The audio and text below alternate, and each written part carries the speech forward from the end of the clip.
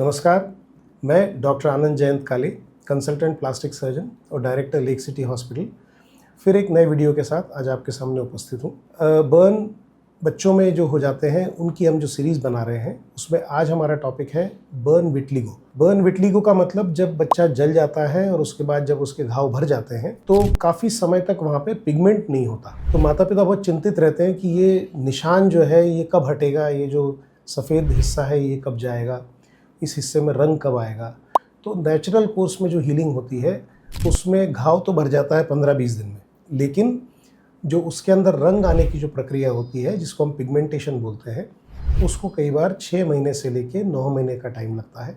Normal course of healing में सब बच्चे सुपरफिशियल बर्न्स में नॉर्मली हील हो जाते हैं बिना किसी दिक्कत के, बिना किसी निशान के। लेकिन कभी कभी गहरा जल जाने की वजह से उन जगहों पे रंग वापस नहीं आ पाता या कभी कभी रंग ज़्यादा भर जाता है।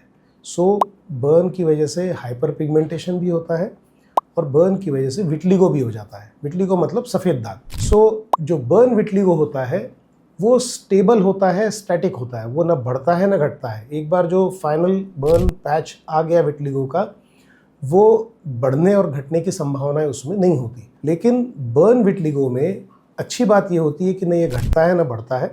तो नॉर्मली 1 साल के बाद या 2 साल के बाद जब हमको ये दिख जाता है कि अब ये स्टेबल हो गया है विटलिगो और अब इसमें निशान जो है अब ये ना घट रहा है ना बढ़ रहा है, जो सफ़ेद निशान है, तो हम बर्न विटलिगो की करेक्टिव सर्जरी कर सकते हैं, जिसमें हम अलग अलग किस्म के प्रोसीजर्स करते हैं, जैसे कि शीट ग्राफ्टिंग, माइक्रोस्किन ग्राफ्टिंग या मेलानोसाइट ट्रांसफ़र, या कभी कभी हम टिश्यू को एक्सपैंड करके और वो जो वाइट स्पॉट है उसको हटा के जो एक्सपैंडेड फ्लैप है उसको भी इस्तेमाल करते हैं कवर करने के लिए।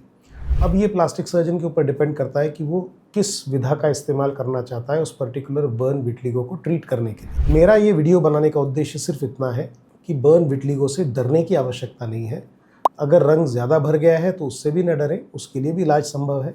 और अगर बर्न का वाइट स्पॉट रह गया है तो उससे भी डरने की आवश्यकता नहीं है।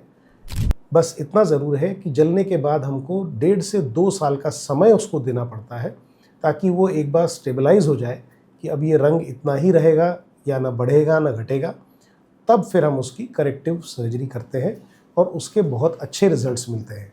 सो बर्न विटलिगो ट्रीटेबल है, उससे एंग्शियस होने की, घबराने की आवश्यकता नहीं है।